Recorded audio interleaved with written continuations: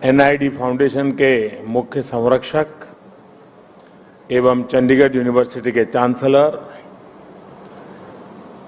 मेरे मित्र श्री सतनाम सिंह संधू जी, NID foundation के सभी सदस्यगण और सभी सम्मानित साथीगण,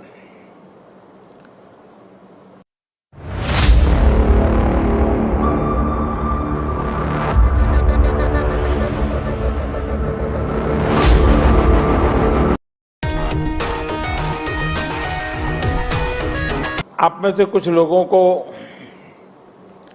पहले से जानने का, मिलना का अवसर मुझे मिलता रहा है। गुरुद्वारों में जाना, सेवा में समय देना, लंगर पाना, सिख परिवारों के घरों पर रहना, ये मेरे जीवन का एक बहुत बड़ा स्वाभाविक हिस्सा रहा है। यहां प्रधानमंत्री आवास में भी समय समय पर सिख संतों के चरण पड़ते रहते हैं और ये मेरा बड़ा सौभाग्य रहा है। उनकी संगत का सौभाग्य मुझे अक्सर मिलता रहता है। भाइयों और बहनों, जब मैं किसी विदेश यात्रा पर जाता हूं तो वहां भी जब सिख समाज के साथियों से मिलता हूं तो मन गर्व से भर उठता है। 2015 की मेरी कनाडा यात्रा आप में से कई लोगों को याद होगा और दलाई जी तो मैं मुख्यमंत्री नहीं था तब से जानता हूं। ये कनाडा के लिए 4 दशकों में किसी भारतीय प्रधानमंत्री की पहली स्टैंड एलोन बायलैटरल विजिट थी और मैं केवल ओटावा और टोरंटो ही नहीं गया था। मुझे याद है तब मैंने कहा था कि मैं वैंकूवर जाऊंगा और मैं वहां जाना चाहता हूं। मैं वहां गया, गुरुद्वारा खालसा दीवान में मुझे माथा टेकने का सौभाग्य मिला। संगत के सदस्यों से बहुत अच्छी बातें हुई। इसी तरह 2016 में जब मैं ईरान गया तो वहां भी तेहरान में भाई गंगा सिंह सभा गुरुद्वारा जाने का मुझे सौभाग्य मिला। मेरे जीवन का एक और अविस्मरणीय क्षण फ्रांस में नव शपेल इंडियन मेमोरियल की मेरी यात्रा भी है। ये मेमोरियल विश्व युद्ध के समय भारतीय सैनिकों के बलिदान के लिए उन्हें श्रद्धांजलि देता है और इनमें भी एक बड़ी संख्या हमारे सिख भाइयों की थी। यह अनुभव इस बात का उदाहरण है कि कैसे हमारे सिख समाज ने भारत और दूसरे देशों के रिश्तों की एक मजबूत कड़ी बनने का काम किया है। मेरा सौभाग्य है कि आज मुझे इस कड़ी को और मजबूत करने का अवसर मिला है और मैं इसके लिए हर संभव प्रयास भी करता रहता हूं। साथियों, हमारे गुरुओं ने हमें साहस और सेवा की सीख दी है। दुनिया के अलग अलग हिस्सों में बिना किसी संसाधन के हमारे भारत के लोग गए और अपने श्रम से सफलता के मुकाम हासिल किए। यही स्पिरिट आज नए भारत की स्पिरिट बन गई है। नया भारत नए आयामों को छू रहा है, पूरी दुनिया पर अपनी छाप छोड़ रहा है। कोरोना महामारी का एक कालखंड इसका सबसे बड़ा उदाहरण है। महामारी की शुरुआत में पुरानी सोच वाले लोग भारत को लेकर चिंताएं जाहिर कर रहे थे। हर कोई कुछ न कुछ कहता रहता था, लेकिन अब लोग भारत का उदाहरण देकर के दुनिया को बताते हैं कि देखिए भारत ने ऐसा किया है। पहले क्या कहा जा रहा था कि भारत की इतनी बड़ी आबादी, भारत को कहां से वैक्सीन मिलेगी, कैसे लोगों का जीवन बचेगा। लेकिन आज भारत वैक्सीन का सबसे बड़ा सुरक्षा कवच तैयार करने वाला देश बनकर के आज उभरा है। श्री अकाल करोड़ों वैक्सीन डोज हमारे देश में लगाई चुकी है। आपको भी सुनकर गर्व होगा कि इसमें भी 99% वैक्सीनेशन हमारी अपनी मेड इन इंडिया वैक्सीनेशन से हुआ है। इसी कालखंड में हम दुनिया के सबसे बड़े स्टार्टअप इकोसिस्टम में से एक बनकर के उभरे हैं। हमारे यूनिकॉर्न्स की संख्या लगातार बढ़ रही है। भारत का ये बढ़ता हुआ कद, ये बढ़ती हुई साख, इससे सबसे ज्यादा किसी का सर ऊंचा होता है तो वो हमारे डायस्पोरा का है। क्योंकि जब देश का सम्मान बढ़ता है तो लाखों करोड़ों भारतीय मूल के लोगों का भी उतना ही सम्मान बढ़ जाता है। उनके प्रति दुनिया का नजरिया बदल जाता है।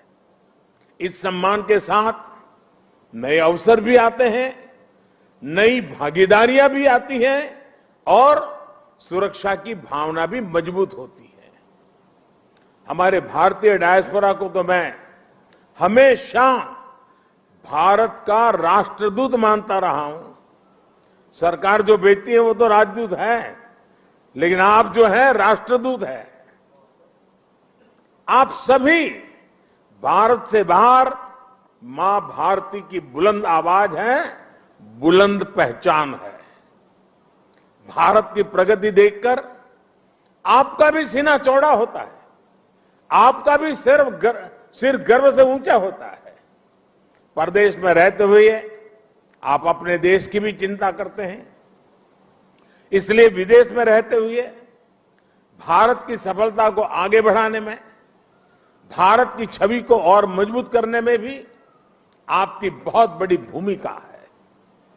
हम दुनिया में कहीं भी रहे, इंडिया फर्स्ट, राष्ट्र प्रथम हमारी पहली आस्था होनी चाहिए। साथियों, हमारे सभी 10 गुरुओं ने राष्ट्र को सबसे ऊपर रखकर भारत को एक सूत्र में पिरोया था। गुरु नानक देव जी ने पूरे राष्ट्र की चेतना को जगाया था, पूरे राष्ट्र को अंधकार से निकालकर प्रकाश की राह दिखाई थी। हमारे गुरुओं ने पूरब से पश्चिम, उत्तर से दक्षिण पूरे भारत की यात्राएं की।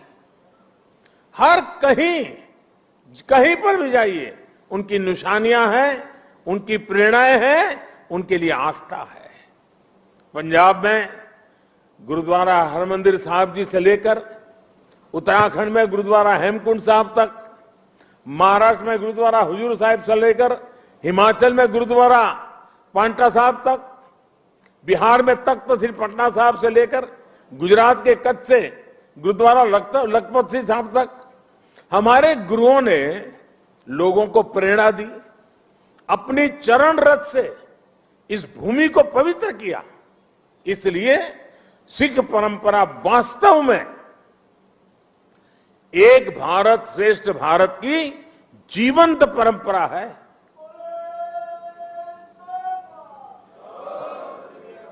भाई और बहनों, आजादी की लड़ाई में और आजादी के बाद भी सिख समाज का देश के लिए जो योगदान है, उसके लिए पूरा भारत कृतज्ञता अनुभव करता है।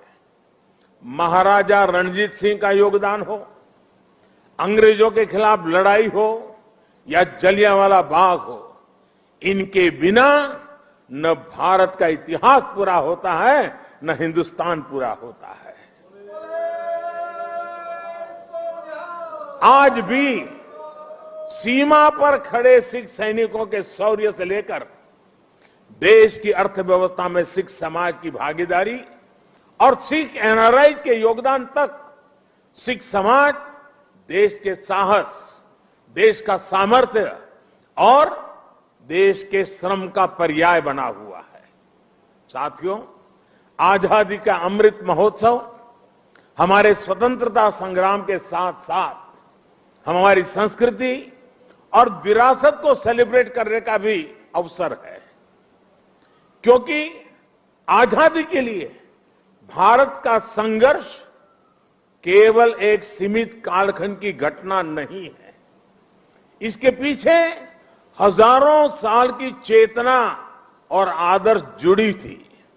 इसके पीछे आध्यात्मिक मूल्य और कितने ही तप त्याग जुड़े हुए थे। इसलिए आज देश जब एक तरफ आजादी का अमृत महोत्सव मनाता है, तो साथ ही लाल किले पर गुरु तेग बहादुर जी का 400वां प्रकाश पर्व भी मनाता है। श्री अकाल। गुरु तेग बहादुर जी के 400वें प्रकाश पर्व के पहले हमने गुरु नानक देव जी का 550वां प्रकाश पर्व भी पूरी श्रद्धा के साथ देश विदेश में मनाया था।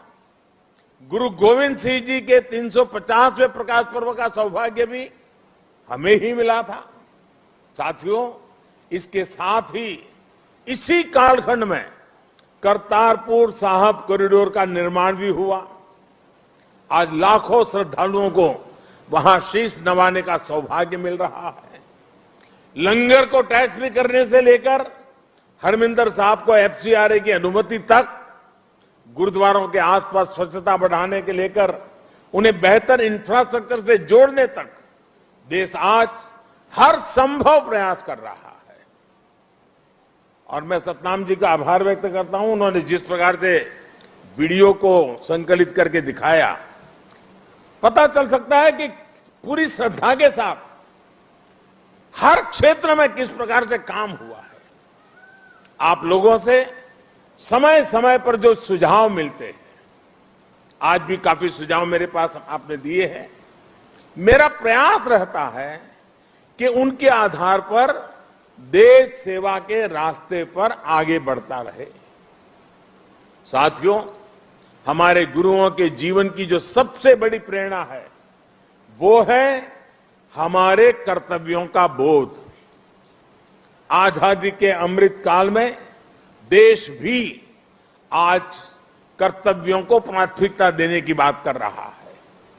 सबका साथ, सबका विकास, सबका विश्वास और सबका प्रयास, यही मंत्र हम सबको भारत के उज्जवल भविष्य को सुनिश्चित करता है।